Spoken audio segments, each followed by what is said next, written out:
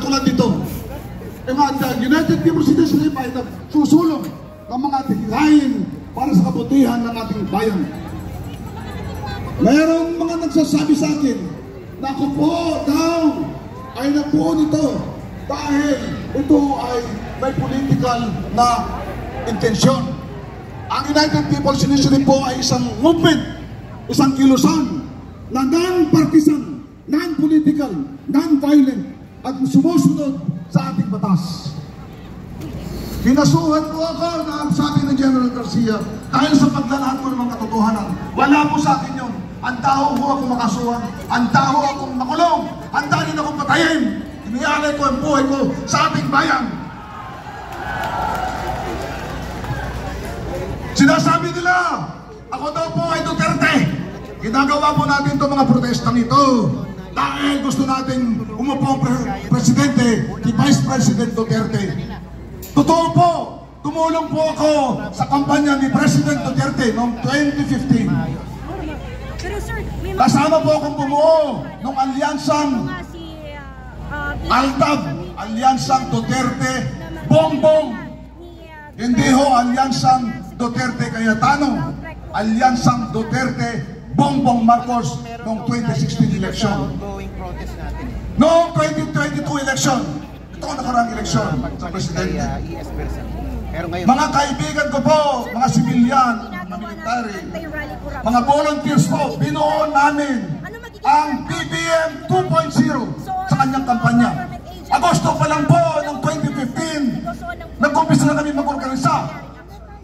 Sana man lang nagkaroon ng mga programa BBM 2.0 para sa kampanya ni BBM sa 2026 at 2022. Wala pa siyang katandem noon. Noong nag-decide si Inday Sara na makitambal sa kanya, ang aming grupo, tinawag namin BBM Sara 2.0. Kababayan natin na kaya sinasabi lang Duterte ko, hindi ho. Ang ginagawa natin ho dito, wala akong kasamang politika. Ganyan ho ang UPI. Pinatunayan po namin ito ng maraming beses. Patunayan po.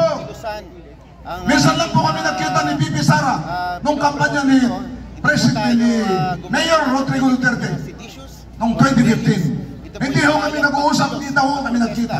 Para isigaw po.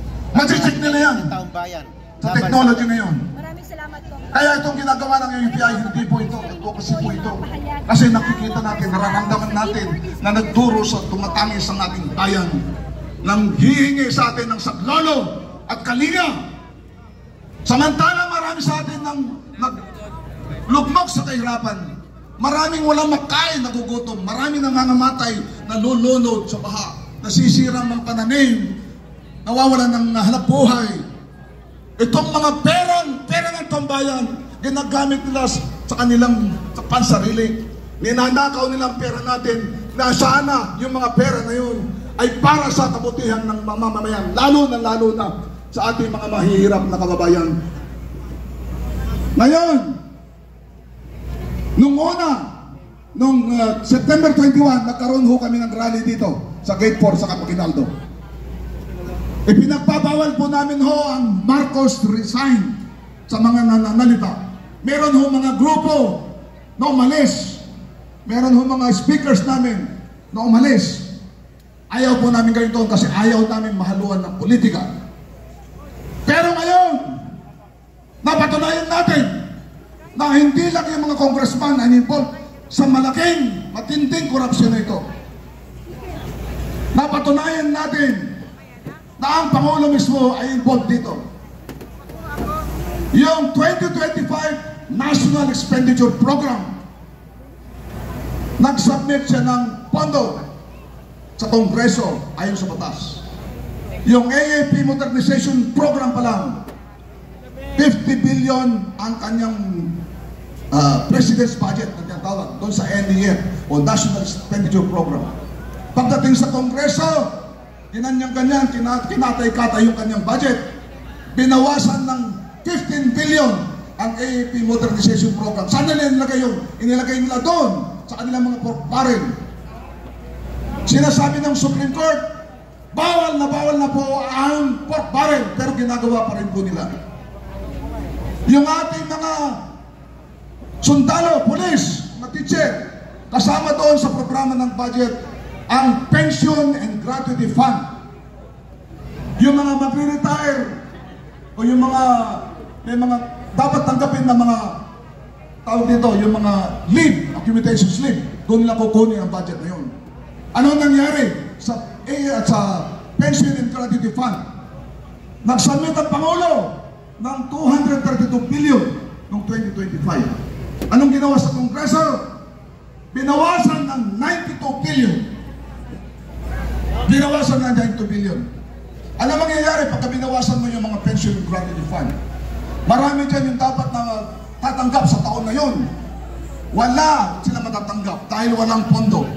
Ipoprogram yung schedule pa yan sa susunod na taon para makatanggap sila. Ganon po ang nangyayari. Okay. Kaya itong mga insertions na tinatawag, insertions, ang mga insertions na yan, pork barrel po yan. Alam naman natin. Okay? 100 billion na. Kaya ang ating mga sundalo, lalo na, tinaas ang kanilang subsistence allowance ng 200. From 150 pesos to 350 pesos. 200 increase. Saan galing yun? Doon din sa AP Modernization Program dapat. Sa Armed Forces din po dapat yun. Doon din sa PGF, Pension Gratuity Fund. Para kang binigyan ng candy, akala mo nagpapasalamat ka. Mga sundalo natin tuwan-tuwa. Hindi lang galing din sa AP budget yun. Ganun nangyari. So ganun. Ngayon, bakit hindi dapat managot ang Presidente? Dapat managot ang Presidente. Bakit? Yung pinagawa nilang mga kongreso, congressman, nung kinatay-katay nila yung kanyang budget, punta sa PICAM, in-approve yung mga small committee, magic nila doon. Kung ayaw sana ng Pangulo yun, hindi dapat niya in-approvehan yun, yung budget na yun. In-approvehan niya. Ibig sabihin, kasama si doon. Meron hindi lamang siya command responsibility, kundi moral responsibility. Kailan? Ngayon, galit na galit yung mga mamamayan. Yung mga namamasada dyan, nagtsatsaga sa barya-barya. Para may pampakain sa mamanip, sa kanilang mga pamilya. Yan ang nangyari. Ninakaw ang mga pera, pati mga pamilya nila, pinangangalandakan pa ang pagnanakaw nila. Hindi lamang milyon, hindi lamang bilyon, trilyon na po. Hindi pa po ba tayo na matatapang na magagalit sa ganun nangyayari sa ating bayan? Mahal ba natin talaga ang ating bayan? Ito ba ito nangyayari sa atin? Kailangan ito, ngayon mga kabayan, panahon na. Panahon na para ipahiwatig, hindi lang natin ipahiwatig, isigaw natin. Hindi lamang ating pagkamuhi sa nangyayari sa ating bayan, kundi ang ating pot at galit sa mga ganitong mga mandarambong. Mga taong pinagkatiwalaan natin, pero ang halip na tayo tulungan, ginawa nilang pangsarili ang mga budget ng balapatay para sa atin. Ginawa nilang palabigasan ang kaban ng bayan para sa kanilang pamilya, para sa kanilang sarili. Kaya mga kababayan, panahon na. Ang sabi ng ating Pangulong Marcos, sabi niya, kung hindi ako Pangulo, sasama daw siya sa mga protest rally na ganito. Okay? Narinig niyo ba yun? Anong gusto niyo gawin? Papuntahin natin siya dito o para sumama sa atin magprotesta? O mag-resign muna siya para makasama siya, para hindi siya presidente, makasama sa atin. Kasi sabi niya, kung hindi siya presidente, sasama siya sa atin sa protesta. Okay. Ngayon, tayo lahat ay ginagarantiyan ng ating konstitusyon na ipahayag ang ating grievances, ang ating inalakit sa gobyerno. Ginagarantiyan ng konstitusyon, sinasabi ng mga nauna nagsalita. Kasuhan na tayo ng kasuhan. Pati yung Marcos resign ay bawal na raw po. Kakasuhan na raw po. Pananakot lang po yun. Huwag kayong maniwala doon. Ngayon, yung mga kapulisan, yung mga military, hindi naman kayo presidente. So kayo, inahanyayahan namin na sumama dito para sa protestar namin na ito. Alam namin ang damdamin ng mga police, military, mga teacher, kung ano na dyan. Alam natin, yung mga ordinaryong Pilipino, ang galit at pot sa nangyayaring korupsyon na ito sa ating bayan. Kaya tayo ay magsama-sama, mga kababayan, ipaglaban natin ang katarungan, ang katotohanan, panagutin ang lahat naman nagtaksin ng darambong at naglapastangan sa ating bayan at ibalik ang katapatan at moralidad sa ating bayan. Mabuhay kayong mga Pilipino, mabuhay tayo mga Pilipino, mabuhay ang Pilipinas. Magandang gabi lahat sa inyong mga kaibigan, mga kababayan. Maraming salamat syempre sa isa sa pinakamamahal nating general. Yes. Syempre. General Pokis, maraming pong salamat. General. Pero mga kaibigan, mga kababayan, hindi ibig sabihin na yon siya lang ang lalaban para sa ating kinabukasan. Totoo yan. Tayong lahat bilang sambayanang Pilipino, laban natin ito. Lahat tayo. Kasi lahat tayo taxpayer. Pagkatapos lahat tayo naghihingi na ibalik ang pera ng wala. Yan yun. Kaya nga, naku, itaas nga natin ang dalawang kamay natin. Patingin nga mga kamay. Palakpakan na may kasamang sigawan at isigawan Pilipino! Ngayon, meron naman tayong ulit na speaker. Siyempre, tawagin naman natin ang susunod na magsasalita para sa inyong lahat. Tawagin natin si Boss Dada! No. Sige. Nakakatakot to. Nakakatakot si Boss Dada. Pag hello niya pa lang, nakakatakot na. Oo. Parang nakasama na natin to. Magandang gabi. Parang kapag ka... Ay, parang kuya ko to. Hello ate, ay kuya. Kuya, ano? Si Boss Dada, ano to? Ang laki, tol. Pagka nabangga ka nito, Diyos ko. Magandang gabi mga kababayan ko. Bawal daw isigaw ang Marcos resign ngayon. Bawal ba? Ano ang bawal isigaw? Bawal nga isigaw, sinigaw nyo. Ayun talaga oh. Pero mga bossing, ang purpose kung bakit tayo nandito is para manawagan sa mga nasa gobyerno na ayusin ang kanilang pamamahala, ayusin ang kanilang panunungkulan, at itigil na ang pagnanakaw sa bayang Pilipinas. Ang punot dulo ng problema ng bayang Pilipinas ay ang pagnanakaw. Sino ba ang sa tingin ninyo mga nagnanakaw sa bayang Pilipinas? Grabe naman! Si Kuya, makasagot kagad eh. Bakit si BBM?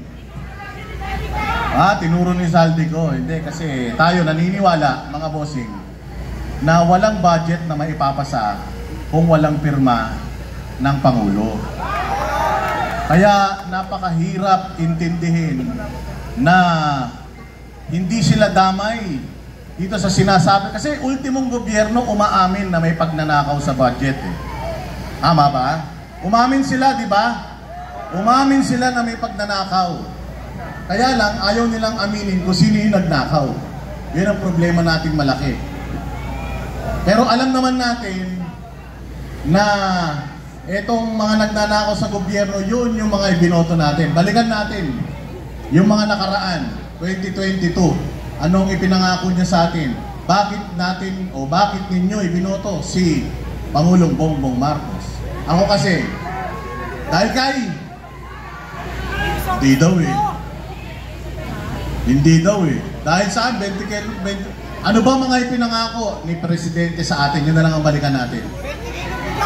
Ang pinangako unang-una ni Pangulong Marcos sa atin, itutuloy niya ang lahat ng mga programa ni Pangulong Duterte. Tama? Itutuloy niya daw lahat. Pero unang-unang ginawa ng ating Presidente, Executive Order 01, pinuwag niya yung PACC, Presidential Anti-Crime Commission. Yung Presidential Anti-Crime Commission, binuo yun ni Pangulong Duterte specific para targetin lahat ng mga pagnanakaw sa Pilipinas, ng mga taga-gobyerno. Anong sabi niya? May ombudsman naman eh.